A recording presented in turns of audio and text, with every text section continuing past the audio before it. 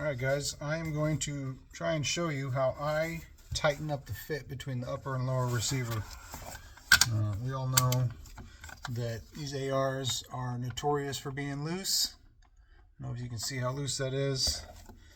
Some people say that it doesn't really matter how loose they are, it doesn't affect the accuracy. But I will show you how I like to do it. First I'll take out the bolt carrier group. I'll take out the recoil spring. I took the rear sight off, stripped the upper from that part. Now I will clean this upper receiver. And what we're going to use is just some good old-fashioned epoxy. I've got some old JB weld that's been sitting around on my toolbox for about a decade. I'm going to use some of that. I want to clean off both mating surfaces. And we're going to apply the JB weld to the upper receiver. We're going to apply it here in this region, and then we're going to apply it on the rear of it. Let's see if I can get that to you. We're going to apply it here in this turned section, this corner. And so next thing I'll do is I'm going to soak the lower receiver with oil. I'm going to get it all over everything because I don't want that epoxy to stick to the lower. I only want it to stick to the upper. And this is how you would bed a barrel in an old sniper rifle. Is you'd use some fiberglass. You set the barrel down in it, and the fiberglass would form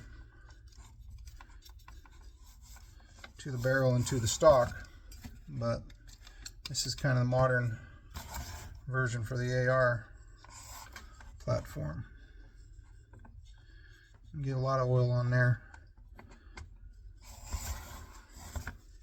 Alright, get that off my fingers. I'll mix up some of this JB weld. You don't need a lot, just a little bit.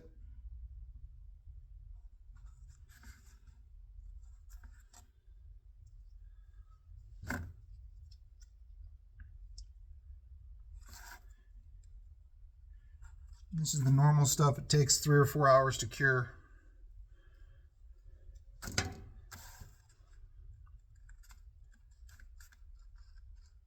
I'm not sure if that affects it, but gives you good setup time, gives you time to work with it. You really want to make sure you only get it on that upper receiver and not all over everything else. Just mix that up till it's a nice uniform gray color. And now we'll apply it to this upper receiver.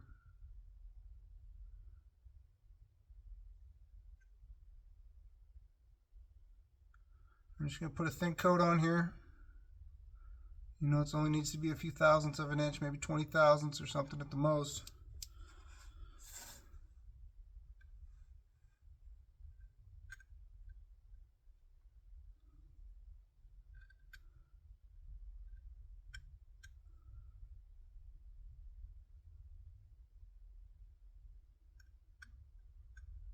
And I'll take my finger and make sure I wipe that out of the inside.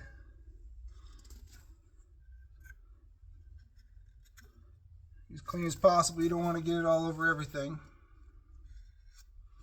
Just that rail.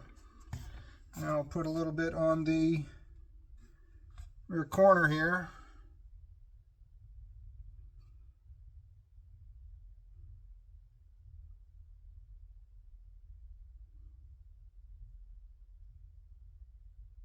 Dab it on there a little bit.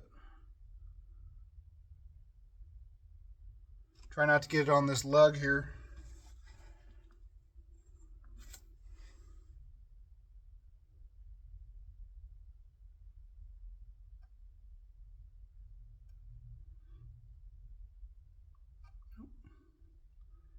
Touch that lug.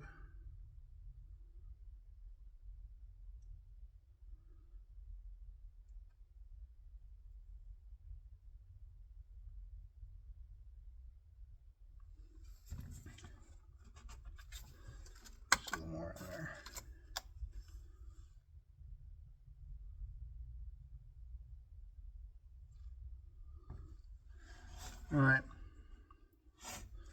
And I might even, that's actually pretty good, but I'm gonna put a little bit right here.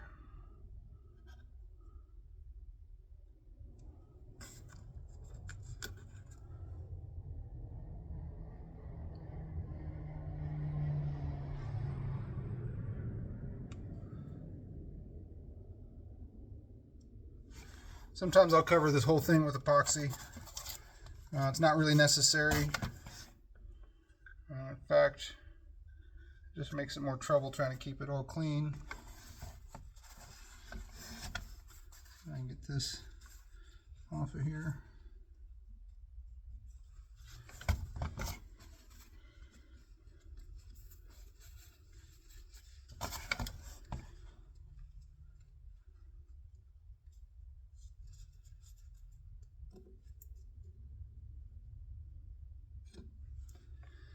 All right, so I got epoxy on the top. I've oiled the bottom. I'm going to oil the bottom a little bit more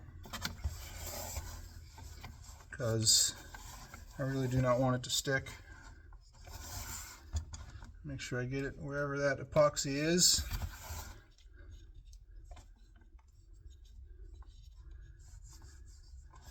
And then the last thing you do is, like I said, I normally use aluminum foil, fold it over 2 or 3 times. With this, I'm just using 2 pieces of paper. And what you want is you want to put it up here up front where there's no epoxy. And you want to make it so that it takes a little effort to squeeze these 2 shut, because that'll put tension in the whole thing. And you'll see that squeezes the epoxy out all over the place. Now I'm going to clean that epoxy off that's squeezed out. Get it right now while I can.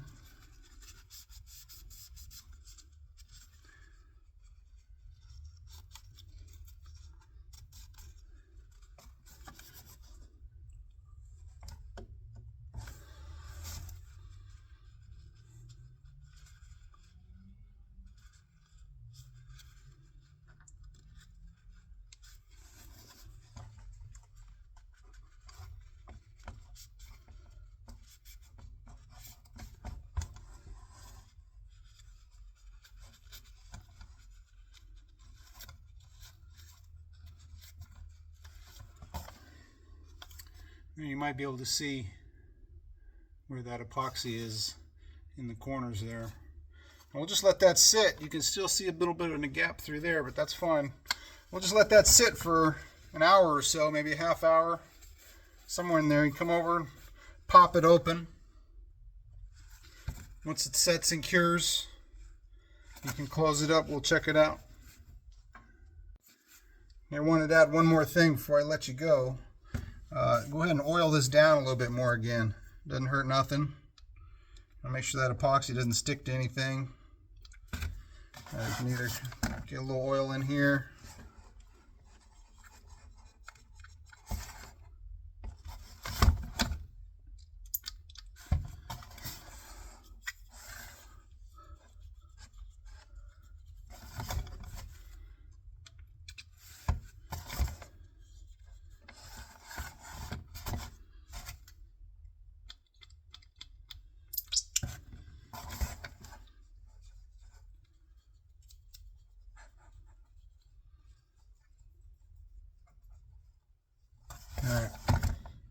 All right.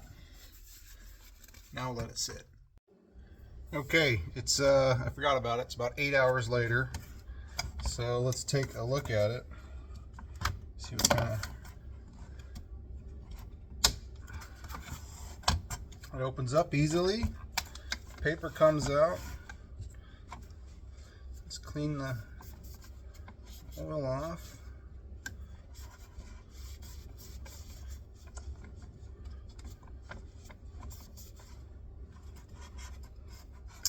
Got a little bit here on the lower receiver. Try and scrape that off.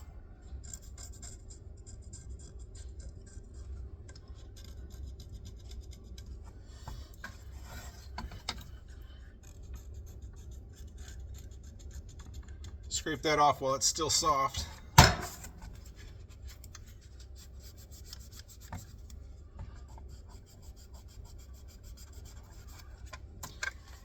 But the upper receiver looks good. It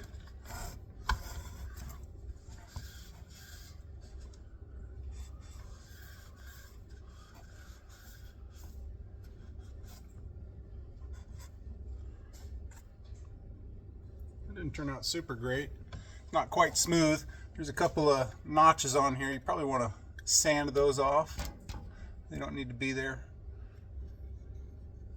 I'll close it up.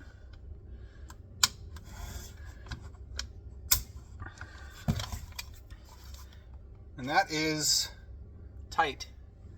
There's absolutely no movement there. So that's how it's done. Pop this back open. Now the only downside about this is it's a little bit more difficult to open this gun up because there's a little bit of tension at all times. And so what you can do there is you just take a little sandpaper and you just smooth this out a little bit, take down a couple of the bumps, touch it up, take off these edges. You can actually sand it to fit from that point. Alright, I was just working on these little notches here. This is still soft enough that I can just pick this off with my fingernail. So that's what I'm going to do. I don't want that tiny piece breaking off and going up into my gun when I'm firing it. So I'll peel that off.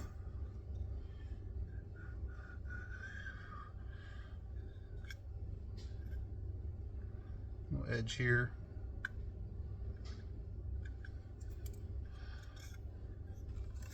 And then I'll let that sit and cure for another 24 hours. Harden up. Excuse me. Get some more of this oil off of here. But yeah.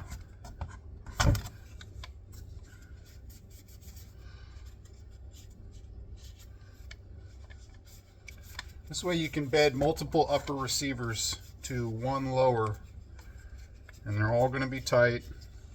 It's all going to feel like a custom gun.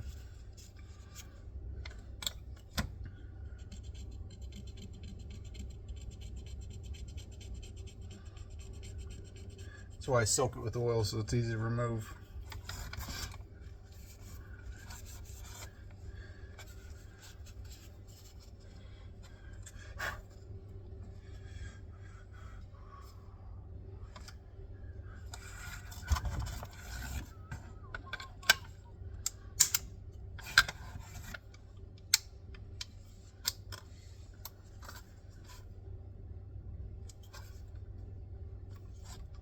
Yeah, I love that feeling of a good solid bedding.